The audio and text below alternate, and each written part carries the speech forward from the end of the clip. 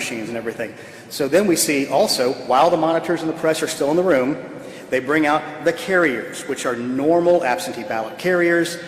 And I will admit, when I listened to the audio of the phone call and the president brought that up again, and I heard it on a radio ad again today, I wanted to scream. Well, I did scream at the computer, and I screamed in my car at the radio talking about this, because this has been thoroughly debunked. They bring out the normal absentee ballot carriers. There are monitors in the room. There is press in the room. They take the ballots that have been opened, put them in carrier trays, and put them in there, and then put them in the boxes, put the lid on, because the lid matches the box, and then you see at one point during the video, a woman crawling on the floor, putting the numbered seals on them so they can keep the chain of custody. Approximately 10:25, 10:30, the secretary in our office receives word that Fulton County is shutting down for the night at State Farm Marina. So, as some of y'all who were there on election night recall, the secretary got a little irritated with this and made his feelings quite known. He says, some of us will be working through the night. We're glad to see that Fulton County sees the need to just go ahead and knock off for the evening. So Chris Harvey, our elections director, then calls Rick Barron, the elections director of Fulton County, who was at the other location, which was their English Street warehouse, because he was doing election day activities. Chris calls Rick. Rick says, we're not shutting down. Well, Chris says, it looks like you are. So then you can go back to the videotape and see Ralph Jones take a phone call of approximately almost 11 o'clock. And you can see his shoulders kind of shrug. He takes the phone call. He's being told at that point by his boss, Rick Barron, you need to stay and continue to scan. So he hangs up the phone. He goes over to some boxes, puts some more seals on them, because obviously, if you watch the videotape, many of the people that are there have been there since 7 in the morning. It's already 11 o'clock at night. They were all under the impression they were going to get to go home. So you see him spend about 30 seconds going, heck, what am I going to say to these people? So then he walks back over to the corner of a desk and says, I got the word, we got to keep on scanning. So they go back to the boxes that you see them put under the table at the approximately 10 o'clock hour. There is videotape of this. And this is what's really frustrating. The president's legal team had the entire tape. They watched the entire tape, and then, from our point of view, intentionally misled the state senate, voters, and the people of the United States about this. It was intentional, it was obvious, and anybody watching this knows that. Anyone watching it knows that. That's why we released the entire tape for people to watch. So there's this claim that that was done. So they pull those out and begin to scan. Then the other claim comes from about a woman named Ruby Freeman and multiple scanning. One of the things you need to understand is a normal ballot processing, if there is a problem with a ballot, what it does is it stops. But before that, 4 or 5 will get through. So they say delete that last batch and rescan it so they scan properly. That is the normal process that is done. Secondarily to that, everybody might be familiar with the fact that the president wanted us to do a hand recount, a hand retally, which we ended up doing under our audit. That audit showed that there was no problem with the machine scanning. If somebody took a stack of ballots and scanned them multiple times, you would have a lot of votes with no corresponding ballots. So let's go over the numbers one more time. Statewide, it was for the sheer number of ballots, they were off by 0.1053%. For the margin, they were off by 0.0099%, which shows that the machine scanned properly. Our counties did a great job of following these batches and doing the hand count properly, appropriately, with scrutiny and with observers. So let's put that to bed right now. And one of the other things we did as part of our transparency is we have put all of those tally sheets online for every county so you can go through and look at them all. And it's at, again, the securevotegA.com. Let's see. Let's go over the numbers of the president's team is claiming. We have a little chart over here. They're claiming there were 2,056 felons that voted. Our research, and we have better data because we are directly tied to the state government on this, Department of Corrections, and the other department, which I can't remember what it's called right now. Basically, it tracks when people are on probation. There we go. We know exactly how many people voted for this. We have an outward bound of 74 potential people who were felons voted.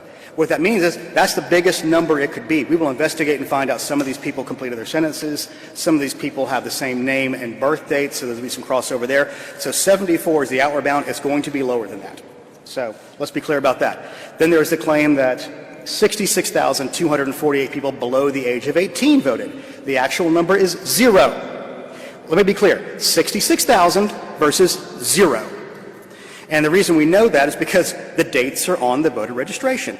There are 4 cases, 4 where people requested their absentee ballot before they turned 18, but they turned 18 by the election day. That means that is a legally cast ballot. So again, 66,000, which is the biggest single number they have on these kind of votes, versus 0. They say that there's 2,423 people who voted without being registered. Let's just be clear about this. You can't do it. There cannot be a ballot issued to you. There's no way to tie it back to you. There's no way for them to have a name to correspond back to unless they are registered voters. So that number is 0. Then we've got 1,043 illegally voted using a P.O. box. Again, we're going through the investigation on this. So far, everyone we've seen has been when there is a mailboxes, et cetera, or something like that in a multi-family building, like an apartment. So they will have what looks like P.O. boxes listed in the system, but they're actually the residential address of record for people who live in multifamily housing, like apartments. So that's everything we've seen so far. We haven't seen anybody actually registering to vote at a USPS P.O. box. Next one is 4,926 voted past the legal registration deadline. Again, it's 0. We have 0 record of anybody doing that because the voter registration cutoff is a voter registration cutoff. So there's no corresponding way to do that. They couldn't be issued a ballot because they are not legally within the system of that to have ballots issued. 10,315 who died before the election. Again, our information from the Department of Vital Records, we go through county by county, shows potentially 2. So far 2. It could change, it could go, but it's not 10,000. 395 cast ballots in 2 states. We're investigating that, but again, and we got double voters, which we are investigating, but again, we're talking handfuls, not tens of thousands. Let's remember, and I think we're all very clear on the number now, that it was 11,779. We've seen nothing in our investigations of any of these data claims that shows there's nearly enough ballots to change the outcome. And the Secretary and I at this podium have said since November 3rd, there is illegal voting in every single election in the history of mankind because there are human beings involved in the process. It's going to happen. It's a question of limiting it and putting as many safeguards as you can in place to make sure it doesn't happen. All right. Oh, yeah. We had part of the hand tally be discussed in relation to the potential double scanning. Let's just go to the other ridiculous claims that Dominion voting machines are somehow using fractional voting or flipping votes. Again, by doing the hand tally, it shows none of that is true. Not a whit. And let's go back to the overall claims about Dominion voting systems in general. If you look in Wisconsin, they're claiming Wisconsin was stolen through Dominion voting machines. In the 14 counties in which Dominion voting machines were used in Wisconsin, the president got 59% of the vote. And in the counties in Pennsylvania where Dominion voting machines were used, he got 52.5% of the vote. He made a claim at one point that over 900,000 votes were deleted by Dominion machines, and the 14 counties where that happened, they had 1.3 million people vote. That was 70% plus, 76% turnout. In order for 900,000 to have been deleted, they would have had to have 160% or 130% turnout. That did not happen because it cannot happen. Again, this is all easily, provably false. Yet the president persists. And by doing so, undermines Georgians' faith in the election system, especially Republican Georgians in this case, which is important because we have a big election coming up tomorrow, and everybody deserves to have their vote counted if they want it to be, Republican and Democrat alike. Now, let's move on to signature matching. There were claims about signature matching not being done. They were based on feelings. We believe. No specific evidence was ever brought up until in one of the Trump filings, there was a specific allegation the signature verification was not being done on the absentee ballot request form properly in Cobb County during the June primary. So that's the first time we had a specific actionable claim of signature match not being done. So with that in mind, the governor graciously offered, after the secretary and he discussed, potentially using GBI resources. So we got GBI to come alongside Secretary of State investigators, multiple teams. Vic Reynolds stood here last week to announce the outcome of that. And of the 15,118 absentee ballot envelopes that they investigated, they found 2 with potential problems. 2. 99.99%. was properly done. And of those two, the actual voter who was intended to be marked as voting was the actual voter. They could have been done through a cure period, which would have been a better way to do that. Another thing they want to talk about is the vast difference in rejection rates. Well, what we've seen is there was not a vast difference in rejection rates. What's happening is, in order to confuse people because they don't understand election systems, is they're conflating the entirety of absentee ballots that were rejected versus those that were rejected for signature mismatch or missing a signature. Now, we're also comparing apples to oranges. In 16, I've done this so long I don't want to screw up these numbers, but I'm going to give the general, don't hold me this exact number, I think it was 0.26%. In 18, it was 0.16%. And in 2020 so far it's 0.15%. We've gotten some updated numbers on this now. And the difference is, in 2019, HB 316 was passed, which allowed there to be curing of ballots. So there are teams of Republicans and Democrats, young people running around the state as we speak, finding people who have signature issues to cure their ballots. That's going on right now. And the Democrats did a much better job of that during the general election. The Republicans were not prepared. The Democrats had their own forms set up. They had teams set up. They were ready to go. It was sort of a late entry on the Republican side to do some of those. And about 5,000 total ballots were rejected for some purpose, and about 2,600 of those were cured. So that means the final rejection number was around 2,400 ballots, around the total of 5 million, or a percentage of the 1.3 million that we saw that were voted absentee. Let's go into some of the more new things. There is no shredding of ballots going on. That's not real. It's not happening. There's shredding of envelopes that were the non-used ones, or there's also shredding of the secrecy envelopes that came through. We saw some of those in the Senate hearing, and it's obvious that they are the secrecy envelopes, which have no evidentiary value because there's no signature on it. There's no way to match it back. They're just basically trash. The law requires you keep the signature and oath envelopes and the ballots themselves for 22 months. Those are all being kept. Let's see. This is what I don't fully understand.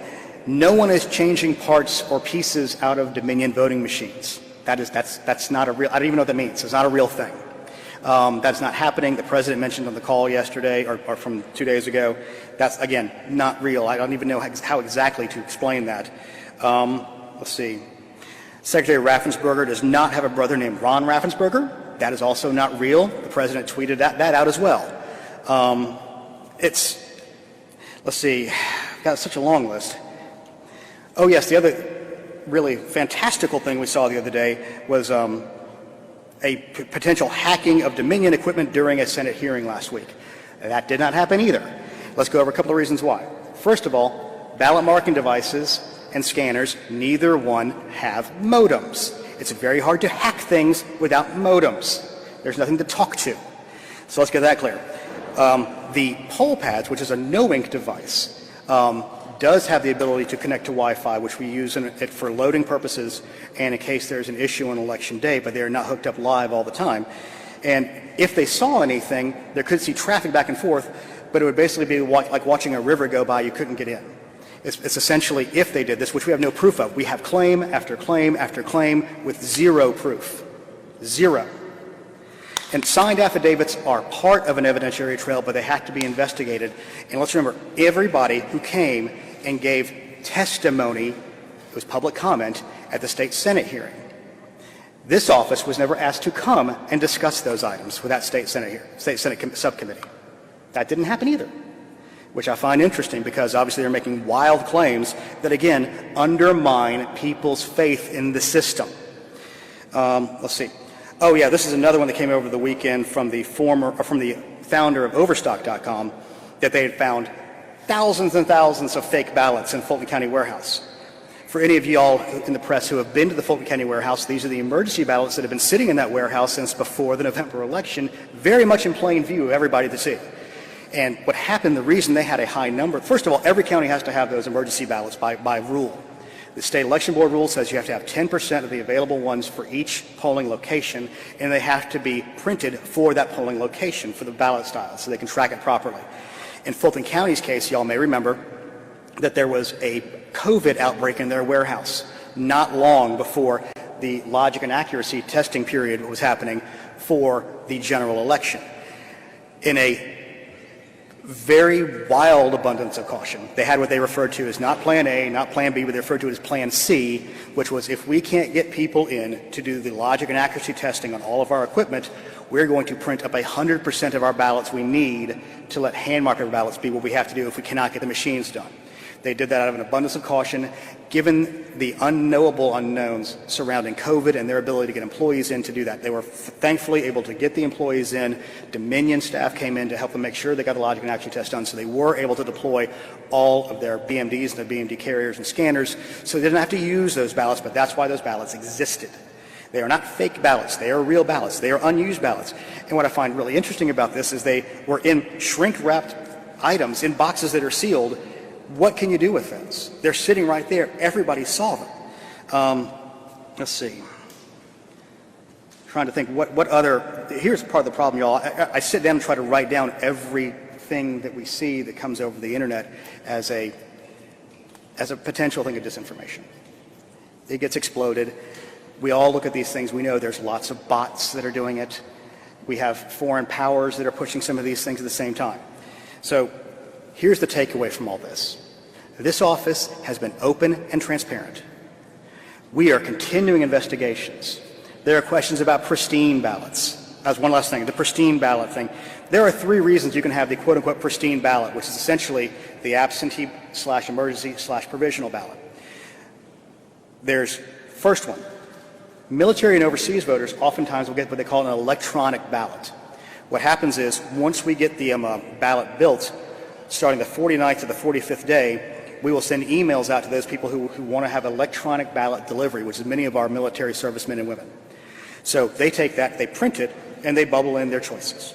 Now, obviously that's on an 8.5 by 11 piece of paper or 11 by 14 where they can print it on, so it's not sized properly to go through a scanner. So when that comes back to the county, they will duplicate that on a flat, unfolded piece of paper on the absentee ballot/emergency ballot. That's a normal process for many of the military and overseas voters that are electronically delivered. The other situation you might see that in is an emergency ballot situation. If a ballot marking device goes down or wasn't used, which is the case we saw in the morning in Spalding County on Election Day, they will use the emergency ballots as backup. And those will just be scanned directly into the machine and not folded. And the final place you would see that is on a damaged or adjudicated ballot that was not adjudicated through the electronic system. Or in Fulton's case, what you saw was they were putting so many of the absentee ballots through their cutters that occasionally would catch the ballot itself and slice it. In Fulton County's case, they did the vast majority, I think 100% of their duplication on a BMD. In Cobb County's location, I think they did all those on hand-marked paper ballots. So there's a difference of use and processes within each one of the counties. So that's why you would see quote-unquote pristine ballots. Wednesday, we've all heard the reports that there's going to be several senators and congressmen who will be objecting to the electors being seated. We anticipate that each time they do that, they're going to go, they'll separate out, they'll have the debate for 2 hours. The state of Georgia's electors will get seated. They will look at this evidence as best they can in such a way, and it will be voted on by the House and Senate. We anticipate that, and that will prove our certification was proper at the end of the day, and that we follow the process properly. And I give you back to Senator Tom Cotton's statement from earlier today that says this is the process that we follow. This is the appropriate step under the Constitution, of the laws of the state of Georgia, and the laws of the United States. So, with that, I want to say, if you're a Georgia voter, if you want your values reflected by your elected officials, I strongly beg and encourage you, go vote tomorrow. Do not let anybody discourage you. Do not self-suppress your own vote. Do not make a self-fulfilling prophecy out of doing this. Don't let anybody steal your vote that way. And that's what's happening. If you self-suppress, you are taking away your important voice from this election. So with that, I'll go ahead and take any questions y'all got. Sorry? Oh, sorry. I didn't know there was a microphone back there. Justin. Yeah. Hey, yeah. Is the Secretary of State or the State Election Board considering asking either the Fulton DA or the Georgia Attorney General to investigate the call with the President over the weekend? I do not know that. Any discussions of that? Not that I'm aware of. From all of you've said there, I mean, do you believe, as some have said, that what happened in that phone call was an attack I'm on having a democracy? really hard time hearing you. I apologize. I'll come down there. Do you believe, as some have said, that this is an attack on democracy? There we go. We can hear that. I'll start again. Yes. As some have said, do you believe that what happened in that phone call was an attack on democracy? I'll leave other people to make the decision on that. I personally found it to be something that was not normal, out of place, and nobody I know who would be president would do something like that to a Secretary of State. Thank you. Yes, Mark. Afternoon. Looking forward to tomorrow. Have you heard about any threats or security problems or anything that could interfere with people voting? And also, what do you expect turnout to be like tomorrow? Well, I anticipate there will be a high turnout, and there's a large bucket of voters in many congressional districts that could potentially show up.